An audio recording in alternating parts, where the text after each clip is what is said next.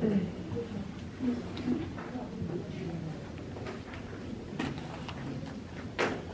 whenever you're ready. Did you know the Gateway Arch is actually a shoe for giant horses? Tour guides, also known as human dictionaries, except in this case. Welcome to the world's most frustrated tour guide, and therefore the world's most dysfunctional tour.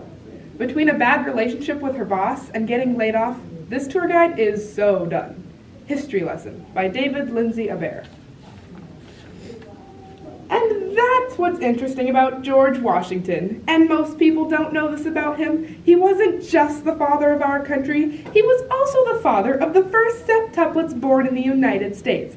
Martha gave birth to 7 children on October 5th, 1762.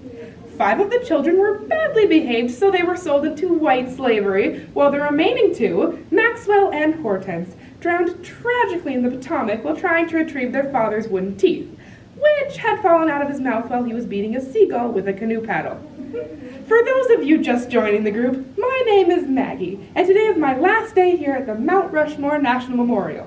There have been some cutbacks in the National Park Service, so I have been let go, which in my opinion is a huge loss to tourists like yourselves who are hungry for history. Now, if you look to the right, you'll notice that the next head belongs to Thomas Jefferson, who, and this may come as a surprise to you, was actually born without skin from the neck down. In fact, he spent most of his childhood in and out of hospitals because of his susceptibility to disease, what with the exposed muscle and sinew and whatnot. But in 1772, his good friend Benjamin Franklin fashioned a crude epidermis out of sheep bladders and carpenter's glue, held together by pewter hooks that Paul Revere forged in his silver shop.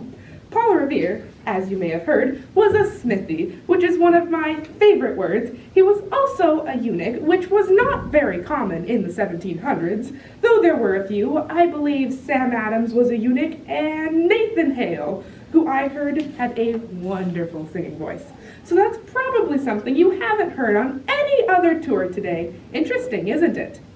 Oh, and by the way, if any of you happen to have a question, feel free to raise your hand and put it down. That's just the kind of mood I'm in today. I see I'm losing some of you. Well, that's all right. It's more intimate this way, and I'm very comfortable with intimacy, unlike a certain Victor Collins, my direct supervisor here at the National Park Service, and my former lover.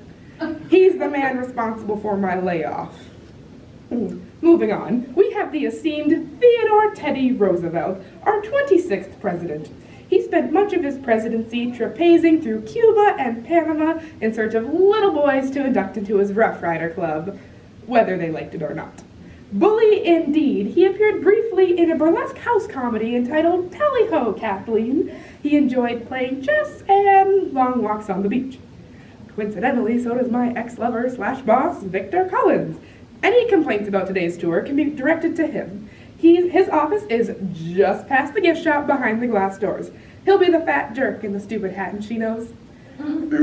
He's hard of hearing, so I encourage you to yell whenever speaking to him and to use as much profanity as possible. He's more responsive when berated and under pressure. Next up, we have the esteemed Abraham Lincoln, our first Jewish president and the inventor of dirt.